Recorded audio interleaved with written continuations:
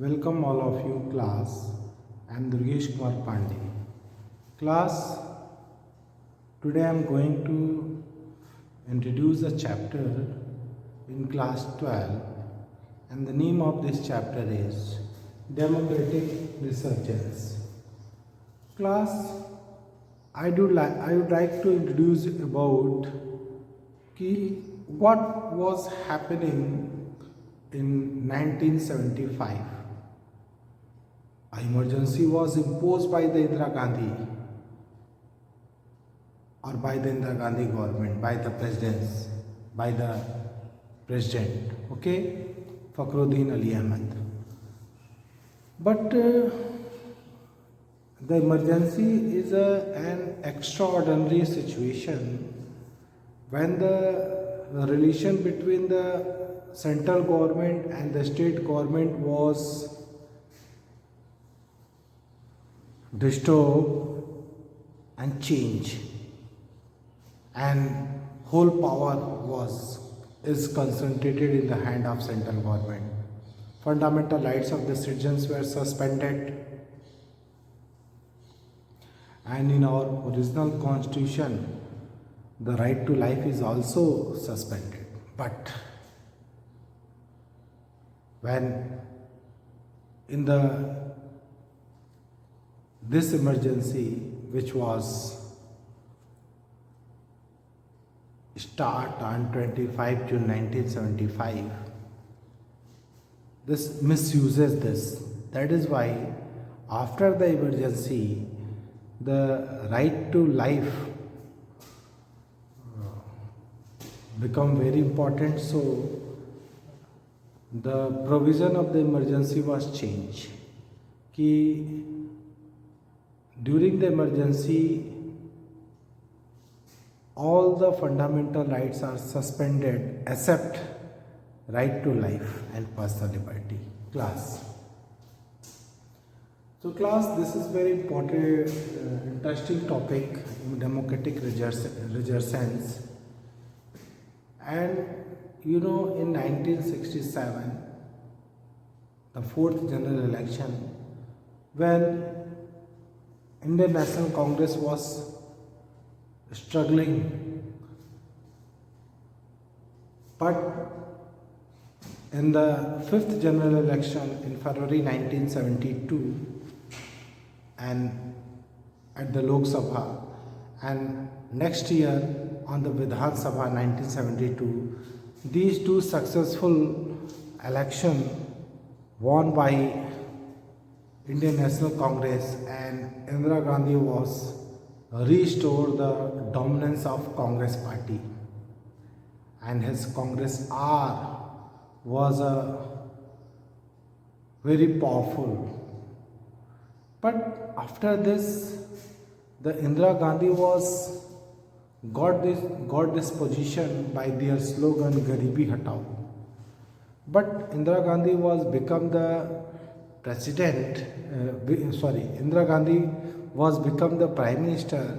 So she cannot fulfill the social and economical demands of country, and our country was still facing the poverty and the challenges of social and economical development was remain. Indira Gandhi was to fail to fulfill the social and economical demands of our people. Class, in this chapter we are also discussing what are the reasons for Indira Gandhi was imposing emergency in our country,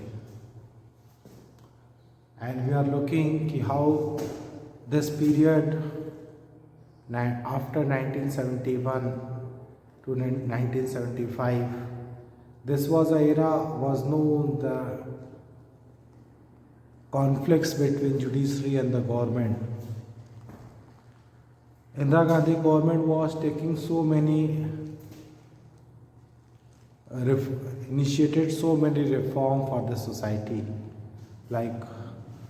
and Indira Gandhi government also want to introduce some measure which was already introduced the directive principle of the state policy. And Indira Gandhi was introduced the welfare program of peoples. And the judiciary was saying that the welfare programs of the government was violation the fundamental rights of peoples. So judiciary was imposed restrictions on the decision on the Indira Gandhi government, and many times the judiciary announced the welfare program of Indira Gandhi was invalid because it was the violation of fundamental rights of the constitution. So this time was a conflict between government and judiciary. Government was saying that judiciary was a conservative institution and government was want to introduce the public welfare program, but the judiciary was a very conservative institution, only follow the lines of constitution, not think beyond the line of constitution. And this period was a time of conflicts between judiciary and the governments. And the supporters of Indira Gandhi was saying that judiciary should be follow the path of executive. So in this chapter we discuss what are the situation or responsible for the emergency class. So first we start from here, and in this period we also discuss about how the Indira Gandhi government was misusing the government authority, government power.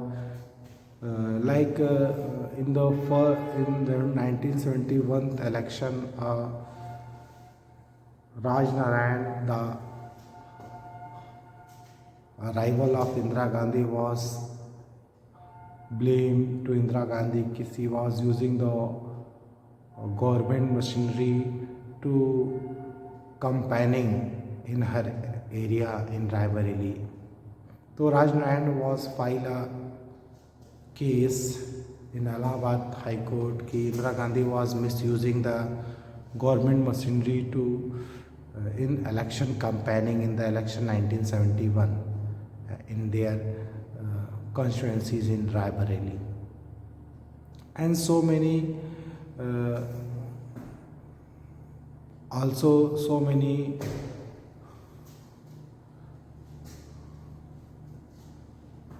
बहुत सारे जो है critics, बहुत सारे आरोप, complain against Indira Gandhi government के against थे. Like the son of Indira Gandhi, Sanjay Gandhi, he was using his authority.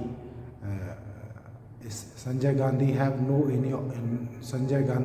any official post, but he behaved like a authority of a government.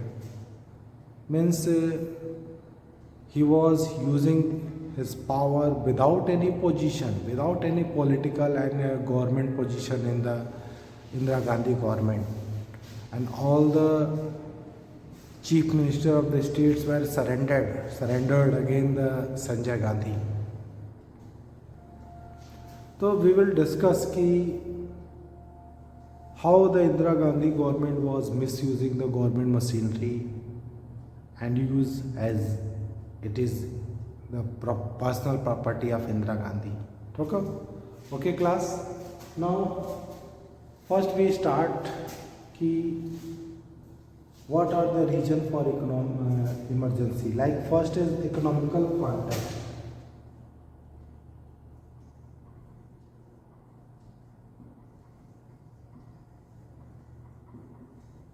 Economic context. Class the reason of emergency is the economical. How? You know class, in 1970 a war between India and Pakistan was take the burden on the Indian economy. जो लड़ाई का जो burden था हमारे Indian economy पे पड़ा, and India was going to challenge Pakistan, and you know already Pakistan was supported by the US, China, and that situation India was going war with Pakistan. और इस लड़ाई का जो खर्चा था, इकोनॉमिक बर्डन भारत के ऊपर पड़ा। बांग्लादेश क्राइसिस 80 lakhs जो बंगाली थे इंडिया में बॉर्डर क्रॉस करके आए, बिकॉज जो ईस्टर्न पाकिस्तान में, वेस्टर्न पाकिस्तान की गवर्नमेंट ईस्टर्न पाकिस्तान के जो बंगालीज थे उनके साथ बहुत ही क्रूअल बिहेव कर रही थी, उनके साथ अनह्यूमैनिटिक, अमानवीय व्यवहार कर रही थी क्लास। और जो बंगाली थे उनके साथ उनको टॉर्चर किया जा रहा था। That is why these Bengalis were cross the border और इंडिया की तरफ आ रहे थे। 80 lakhs बंगालीज हमारे देश में आए। तो इंदिरा गांधी की गवर्नमेंट ने जो इनिशिएटिव लिया और जिसकी वजह से पाकिस्तान के साथ लड़ाई हुई, तो उसका जो इकोनॉमिकल बर्डन था वो हमारे ऊपर पड़ा। इन आदिवासियों की समस्याएं, ठीक है, उनका इंतज़ाम करना, ठीक है, ये सब हमारे ऊपर बर्डन था क्लास। एंड चूँकि पाकिस्तान सेंटो का मेंबर था, अमेरिका और ब्रिटेन के ग्रुप का मेंबर भी हुआ करता था, चाइना का सपोर्ट था, और पाकिस्तान और इंडिया के वार की वजह से जो अमेरिका इंडिया को जो फाइनेंशियल या फूड ग्रेन्स के रूप में जो भी हेल्प किया करता था, ऐड दिया करता था, उसने अमेरिका ने देने से मना कर दिया। तो इंडिया के ऊपर इकोनॉमिकल बर्डन पड़ा। एंड द सेम टाइम जो हमारे इंडिया में तेल के दाम बहुत ज़्यादा बढ़ गए। The reason is Arab Israel war. Arab Israel war की वजह से तेल के दाम बढ़े और इसका असर हमारे इंडिया में भी देखने को मिला, because we are import the oil from the Arab countries.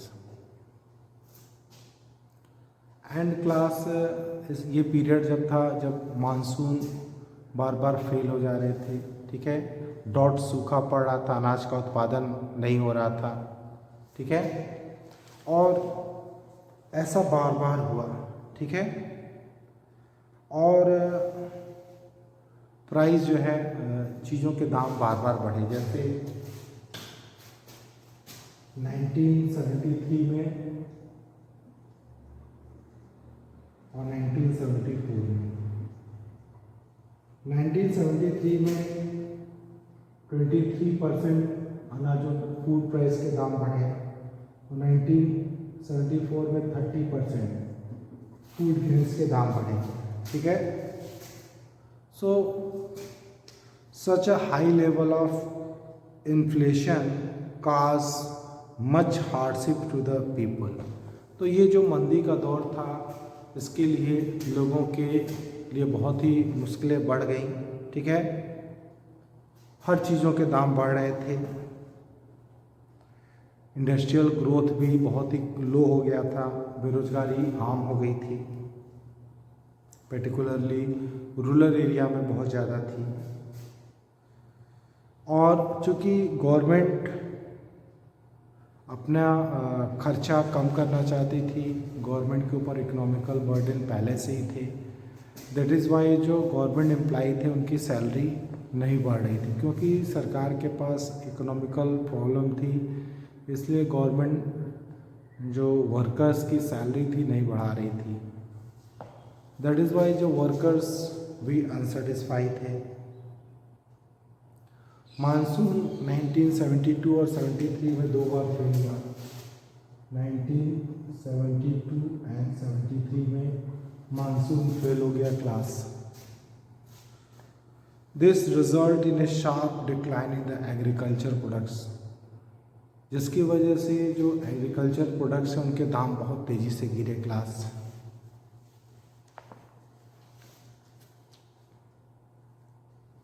Agriculture productivity बहुत कम हुई क्लास, और महंगाई और बढ़ी। महंगा और अनाज का उत्पादन लगभग 8% गिर गया, और हर तरह लोग असंतुष्ट थे, अनसेटिस्फाई थे कांग्रेस की रूलिंग से क्लास। और ये एक ऐसा समय था जब स्टूडेंट्स ने इस बढ़ती हुई महंगाई के खिलाफ आवाज़ उठाया, और जितनी भी नॉन कांग्रेस गवर्नमेंट थी उन्होंने सिचुएशन को देखा और वो भी सरकार के विरोध में उतर पड़ी। ठीक है, लाइक जैसे एक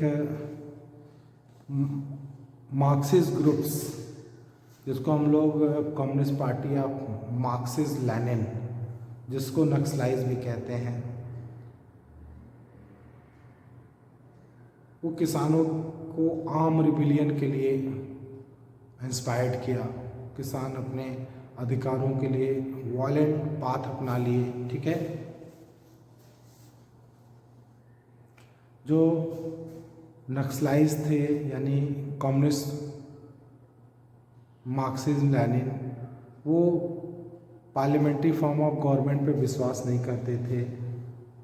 वो हथियारों पर और जो विद्रोह के तरीके थे उनका इस्तेमाल करते थे, और वो चाहते थे, कम्युनिस्ट मार्क्सिस्ट लेनिन ये चाहते थे कि जो भी कैपिटलिस्ट हैं सोसाइटी में, जो भी पूंजीपति वर्ग है, उनको हटा दिया जाए। ठीक है, और इसीलिए इसको नक्सलाइज मूवमेंट्स भी बोला गया है। जो कम्युनिस्ट पार्टी मार्क्सिस्ट लेनिन का जो रिवोल्ट था, this also known as Naxalite movement, और ये वेस्ट बंगाल में बहुत काफ़ी ज़्यादा संख्या में थी।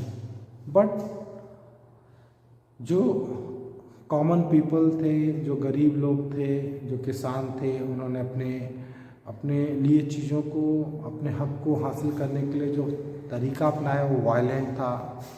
और वेस्ट बंगाल में जो कांग्रेस की गवर्नमेंट थी, उसने लोगों की से बात करने की बजाय उनको सप्रेस करने का रास्ता अपनाया, और उनके खिलाफ स्ट्रिक्ट एक्शंस लिए, और इनको इतना मारा गया। जो भी कम्युनिस्ट पकड़े गए उनको तब तक मारा गया जब तक वो मर न जाते। इस तरह से उनकी पिटाई की गई, इनको सप्रेस करने की कोशिश किया गया। और दैट इज़ वाई जो बंगाल्स के लोग थे, वेस्ट बंगाल के लोग, वो कांग्रेस की गवर्नमेंट से ऐसे ही नाराज़ थे क्लास। और नेक्स्ट जो रीजन था वो Gujarat and Bihar government.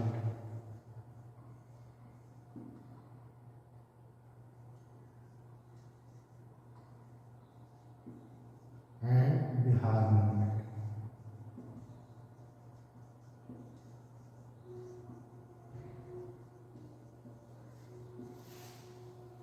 Class Gujarat और बिहार दोनों के स्टूडेंट जो है, जो फूड प्राइसेस, कुकिंग ऑयल और के जो दाम या जो एसेंशियल कमोडिटीज़ थे उसके दाम बढ़ने की वजह से रिवोल्ट किए।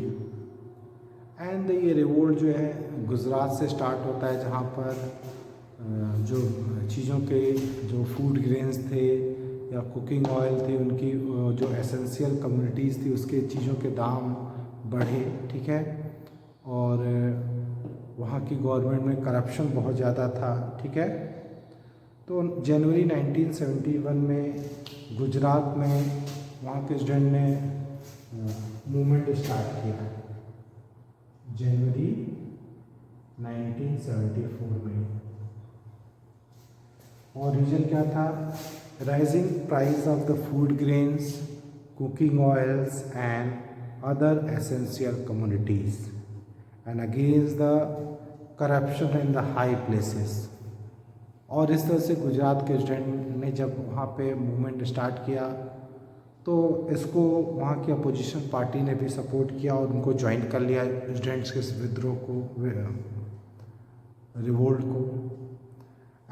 और इस तरह से पूरे राज्य में यह स्थिति जो है बन गई, सरकार के खिलाफ विद्रोह होने लगा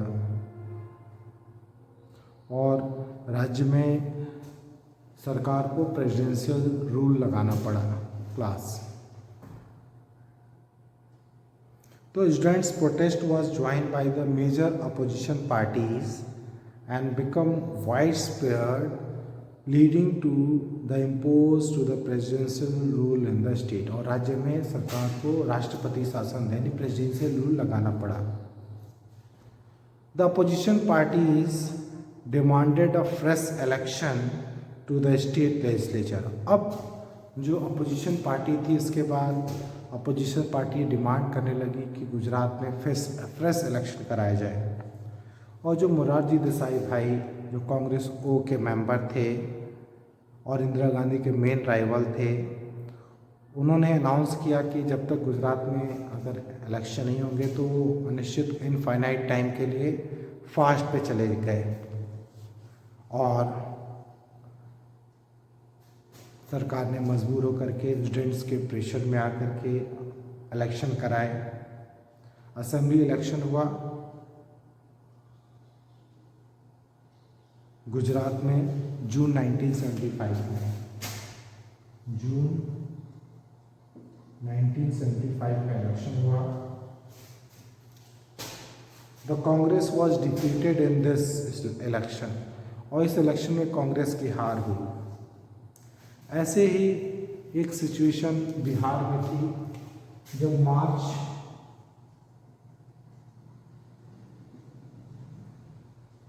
1974 में स्टूडेंट एक साथ आए बिहार में और बिहार के स्टूडेंट ने भी जो फूड प्राइसेस ज़्यादा होने की वजह से, कुकिंग ऑयल के दाम बढ़े होने की वजह से, अनएम्प्लॉयमेंट और करप्शन की वजह से मूवमेंट स्टार्ट किया। और बाद में बिहार के स्टूडेंट ने जयप्रकाश नारायण को इनवाइट किया अपना मूवमेंट ज्वाइन करने के लिए। He accepted it on the condition. Jayaprakash Narayan Congress के बहुत पुराने लीडर थे, but he was active in a social reform, समाज सेवा में लगे हुए थे। उन्होंने स्टूडेंट्स के इस इन्विटेशन को एक्सेप्ट किया, लेकिन उन्होंने कंडीशन रखी कि ये मूवमेंट पूरे नेशनल लेवल तक जाएगा। ठीक है, तो स्टूडेंट्स मूवमेंट अज्यूम, स्टूडेंट ने इस मूवमेंट को पूरे नेशनल लेवल तक पहुंचाया। जयप्रकाश नारायण ने स्लोगन दिया टोटल रिवॉल्यूशन का।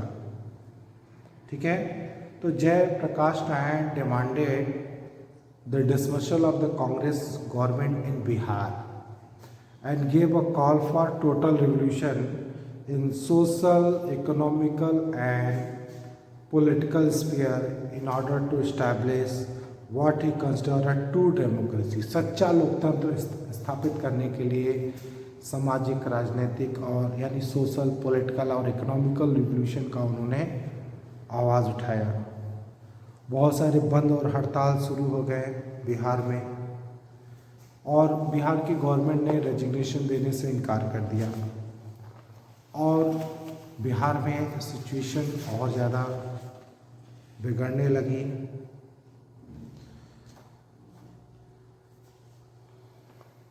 और जयप्रकाश नारायण ने गवर्नमेंट एम्प्लॉइज़ को ये कहा कि वो गवर्नमेंट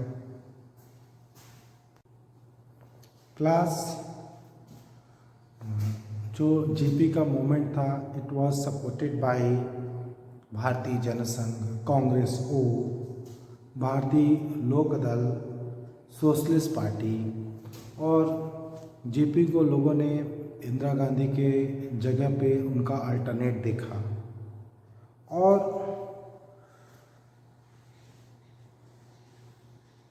वो गुजरात और बिहार दोनों ही जो मूवमेंट थे एंटी कांग्रेस थे और राज्य सरकारों का विरोध कर रहे थे और एक्चुअली उनको इंदिरा गांधी का विरोध करना था और अपोजिशन इंदिरा गांधी की गवर्नमेंट ये कर रही थी तो कि ये कुछ लोग अपने स्वार्थों की सिद्धि कर रहे हैं और इन जेपी और गुजरात और बिहार के मूवमेंट के थ्रू क्लास।